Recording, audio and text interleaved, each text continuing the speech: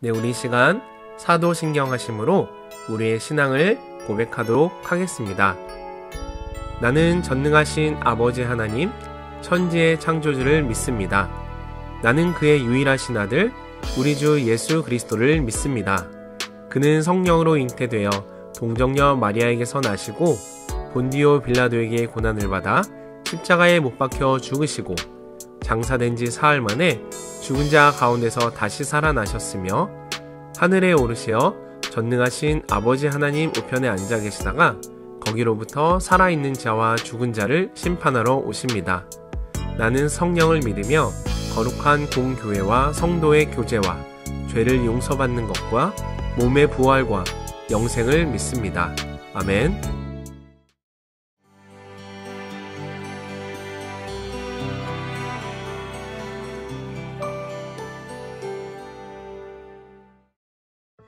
안녕하세요. 오늘은 창세기 29장부터 30장까지의 내용을 살펴보겠습니다. 창세기 29장에서 야곱이 라헬을 만나는 장면은 과거 아브라함의 하인이 우물가에서 리브가를 만나는 장면을 연상시킵니다. 이것을 통해서 하나님께서 과거 아브라함을 인도하신 같이 여전히 야곱을 인도하고 계심을 가르쳐줍니다. 야곱이라는 이름의 의미가 속이는 자인데 삼촌 라반의 집에 온 야곱은 속이는 자에서 속임을 당하는 자로 나옵니다. 야곱과 에서의 이야기에서 형과 아우의 축복이 바뀌는 주제가 나오는데 야곱의 아내 레아와 라헬의 이야기에서는 역으로 아우와 형이 바뀌는 주제가 나옵니다. 야곱이 이삭에게서 축복을 얻어냈지만 자신의 뜻대로 되는 것은 하나도 없습니다. 라반의 뜻대로 되는 것 같아 보입니다. 그러나 궁극적으로 그 모든 것의 뒤에서 인간의 연약함에도 불구하고 하나님의 언약과 계획은 신실하게 지켜져 나가고 있음을 볼 수 있습니다. 창세기 30장에서는 씨의 주제를 이어나갑니다. 레아와 라헬의 알력 속에서도 결국 자녀를 허락하시는 분은 여호와이심을 분명히 보여줍니다. 레아는 유다를 낳고 라헬은 요셉을 낳으므로 두 여인 속에서 나온 유다와 요셉은 둘 다 나중에 중요한 역할을 하며 궁극적으로 후에 남유다와 북이스라엘의 리더 지파가 되게 됩니다. 이러한 역기능적 가정 속에서도 베냐민을 제한 야곱의 11명의 아들들이 태어나며 후에 12지파의 근간을 이루게 됩니다. 이 후손에 대한 약속이 계속 이루어져 가고 있음을 보여줍니다. 야곱이 얼룩무늬 있는 것과 점 있는 것, 검은 것의 가축을 가지고도 번창한 것은 야곱의 꾀와 유전학적 방법론에 의존했다기보다는 궁극적으로 이것 또한 여호와의 복에 대한 약속의 성취를 이루어 나가고 계신 덕분이라는 것을 가르쳐 줍니다. 라반도 여호와께서 야곱에게 복 주신 것을 깨달았다고 말합니다. 우리도 세상에 살면서 하나님께서 우리에게 복 주고 계심을 드러내는 것 또한 귀한 사명입니다. 이것은 우리의 의지로 되는 것이 아니라 하나님의 뜻대로 살 때에 하나님께서 그렇게 인도하시는 것입니다. 이제 이런 생각들을 염두에 두시고 창세기 29장 30장 읽으시면서 많은 은혜 되시기 바랍니다. 제29장 야곱이 길을 떠나 동방 사람의 땅에 이르러 본즉 들에 우물이 있고 그 곁에 양 세 떼가 누워 있으니 이는 목자들이 그 우물에서 양 떼에게 물을 먹임이라. 큰 돌로 우물 아귀를 덮었다가 모든 떼가 모이면 그들이 우물 아귀에서 돌을 옮기고 그 양 떼에게 물을 먹이고는 우물 아귀 그 자리에 다시 그 돌을 덮더라. 야곱이 그들에게 이르되 내 형제여 어디서 왔느냐? 하란에서 왔노라. 너희가 나홀의 손자 라반을 아느냐? 아노라. 그가 평안하냐? 평안하니라. 그의 딸 라헬이 지금 양을 몰고 오느니라. 해가 아직 높은즉 가축 모일 때가 아니니 양에게 물을 먹이고 가서 풀을 뜯게 하라. 우리가 그리하지 못하겠노라. 때가 다 모이고 목자들이 우물 아귀에서 돌을 옮겨야 우리가 양에게 물을 먹이느니라. 야곱이 그들과 말하는 동안에 라헬이 그의 아버지의 양과 함께 오니 그가 그의 양들을 치고 있었기 때문이더라.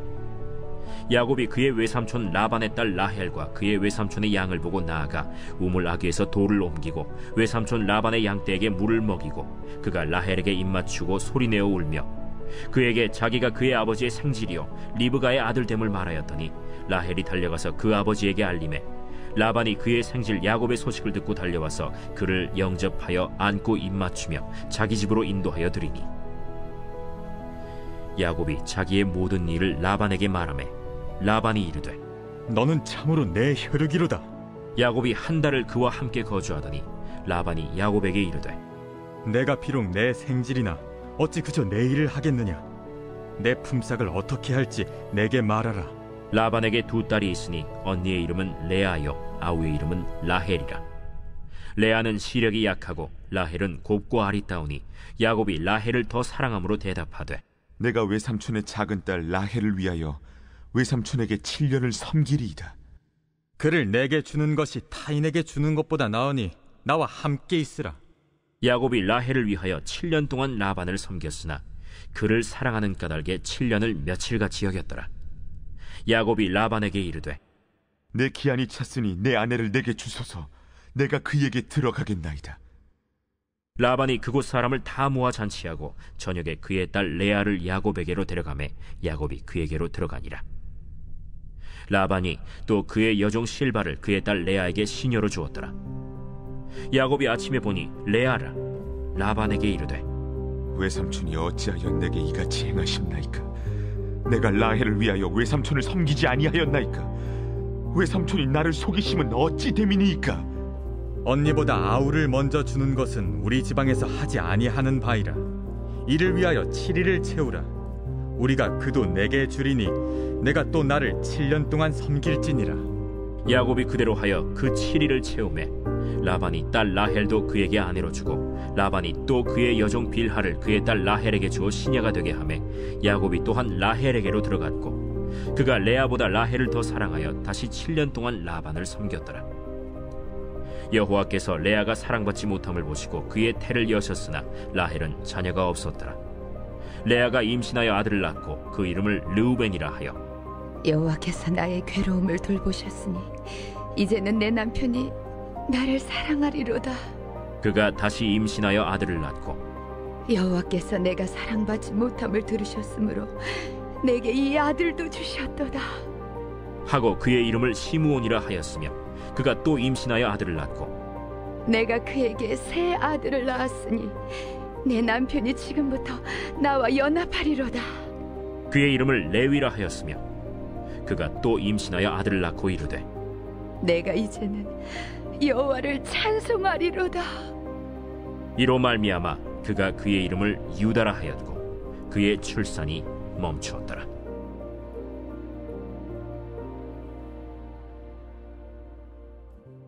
제30장.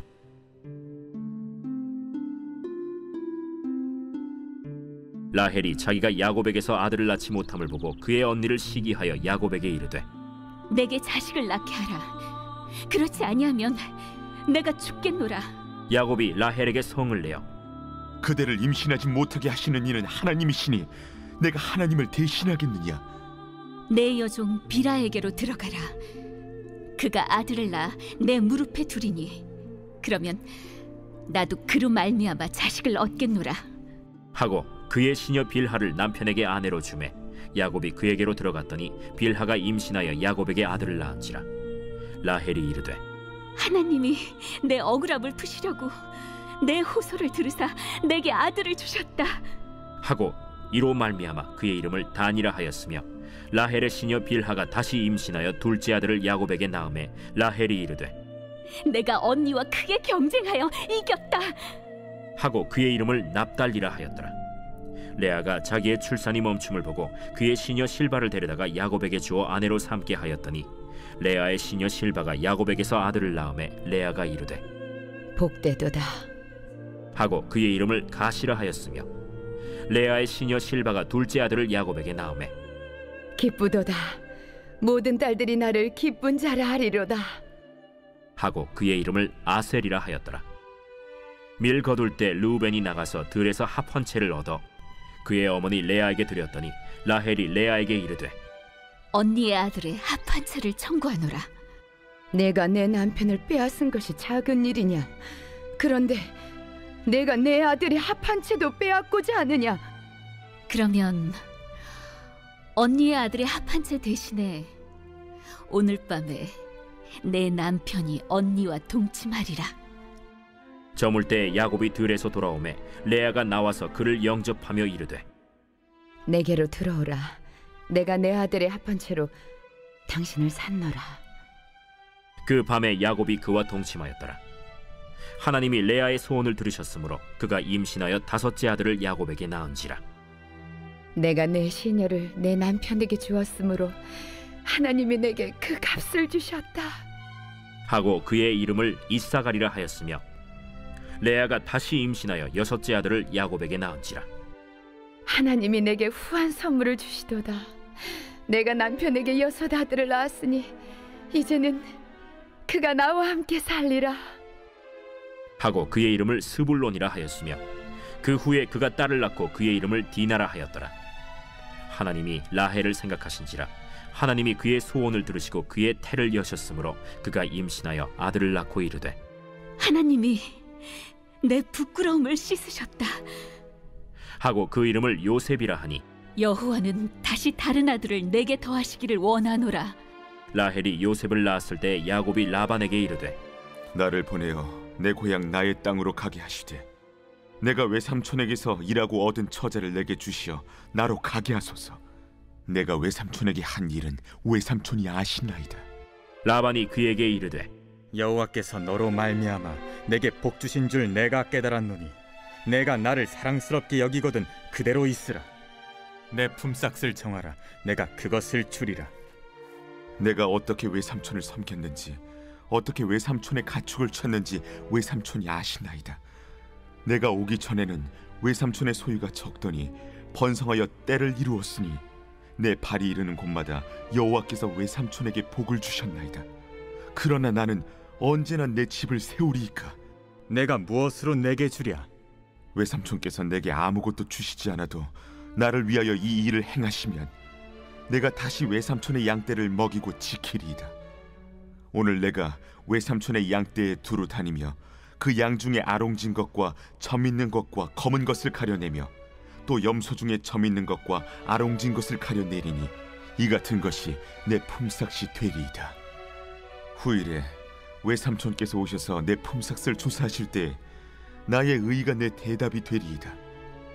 내게 혹시 염소 중 아롱지지 아니한 것이나 점이 없는 것이나 양 중에 검지 아니한 것이 있거든 다 도둑질한 것으로 인정하소서. 내가 내 말대로 하리라.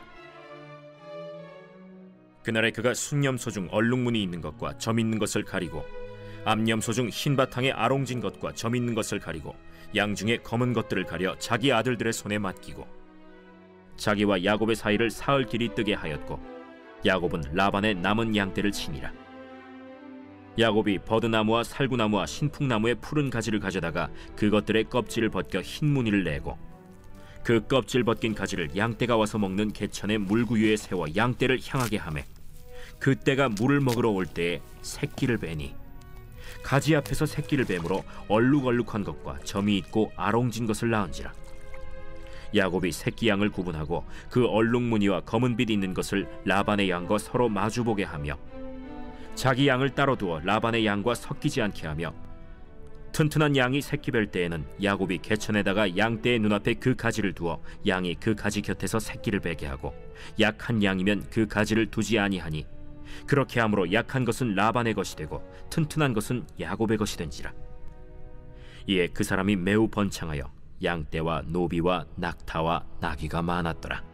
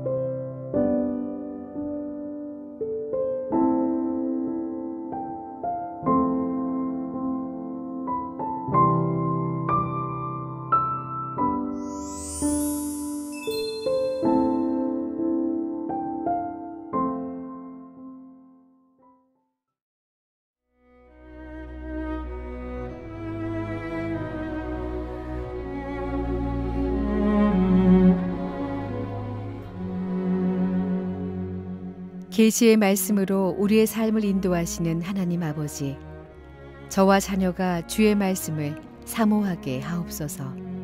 하나님, 우리는 늘 지혜가 부족합니다.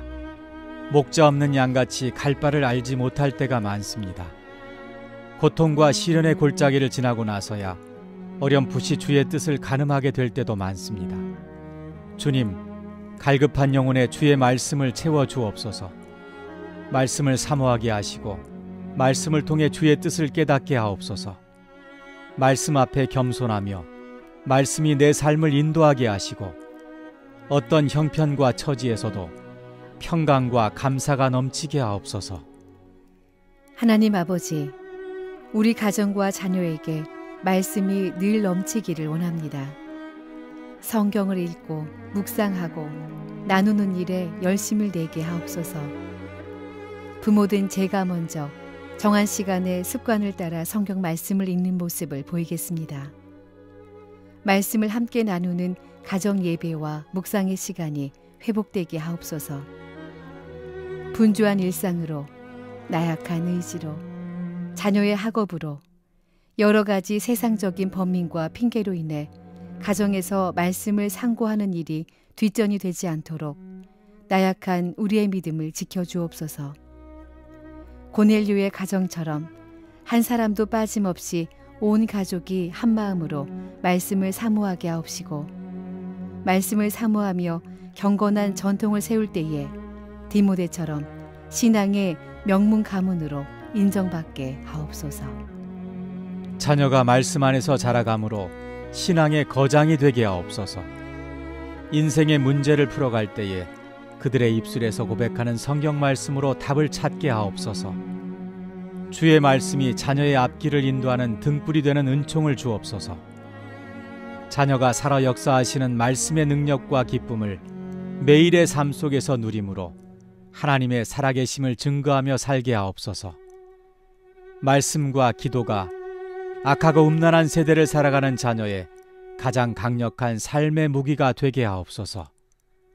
우리 자녀가 천국 가는 그 날까지 말씀을 의지하며 살게 하옵소서. 주님, 지켜주옵소서. 존귀하신 예수 그리스도의 이름으로 기도드립니다. 아멘.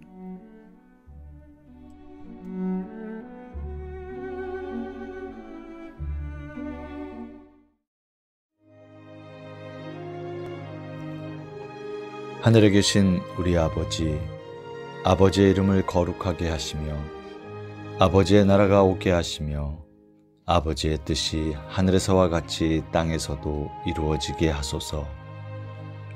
오늘 우리에게 일용할 양식을 주시고 우리가 우리에게 잘못한 사람을 용서하여 준 것 같이 우리 죄를 용서하여 주시고 우리를 시험에 빠지지 않게 하시고 악에서 구하소서. 나라와 권능과 영광이 영원히 아버지의 것입니다. 아멘.